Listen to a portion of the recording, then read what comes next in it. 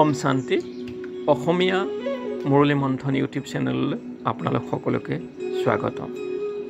আজি মুৰলী মন্থন কৰি আমাৰ সকলো আত্মাকে ভৰপূৰ কৰিব আমাৰ সকলোৱে মৰমৰ দেৱভাই। আহকচোন দেৱভাই মুৰলী মন্থনেৰে আমি আত্মাক ভৰপূৰ কৰোঁ। হিন্দীত লাবাৰিয়া অৰ্থাৎ বাবাই কোৱা অৰ্থ যে অত্যাধিক বাক্য উচ্চাৰণ কৰাত জ্ঞানৰ বাক্যসমূহ ডাঙৰ সকলকো শুনোৱা হয়। তেওঁলোকেও নিজকে মহাৰথী বুলি জ্ঞান কৰে,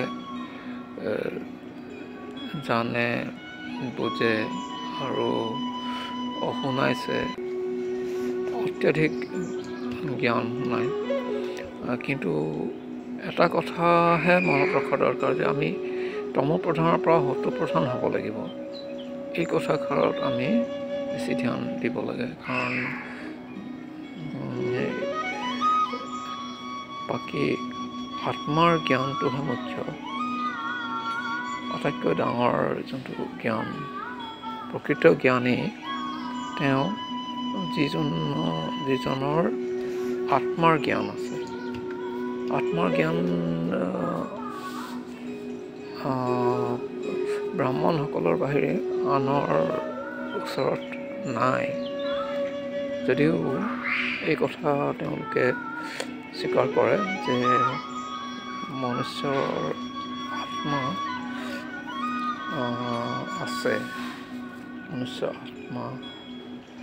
আছে, কিন্তু তেওঁলোকে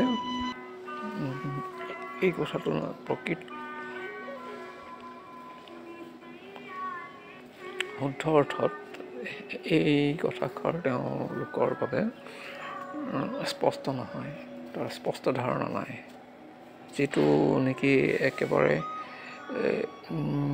জ্ঞানৰ একেবাৰে কনিষ্ঠজনৰো এই কথা স্পষ্টভাৱে বুদ্ধিত আছে।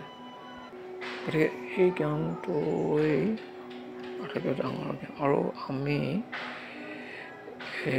এইটোহে বুদ্ধি ধাৰণ কৰিব লাগিব যে আমি তমঃপ্ৰধানৰ পৰা সত্ত্বপ্ৰধান হ'ব লাগিব, আৰু তাকে মুখ্য পুৰুষাৰ্থ বুলি ধৰি আগবাব লাগিব।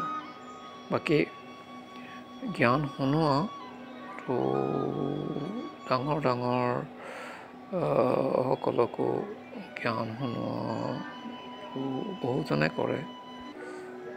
অত্যাধিক বাক্য প্ৰয়োগ কৰাৰ পৰিণতিত জ্ঞানবোৰৰ তীক্ষ্ণতা হ্ৰাস পায় আৰু লক্ষ্যভ্ৰষ্ট হয়। গতিকে সেইবোৰ জ্ঞানৰ বাৰ্তালাপৰ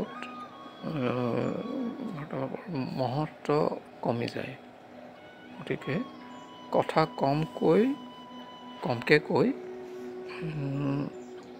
সঠিক স্থানত সঠিকভাৱে জ্ঞানৰ প্ৰয়োগ কৰাটো অত্যাধিক প্ৰয়োজনীয়, আৰু তাৰ পৰিণতি উচ্চমানৰ হ'ব।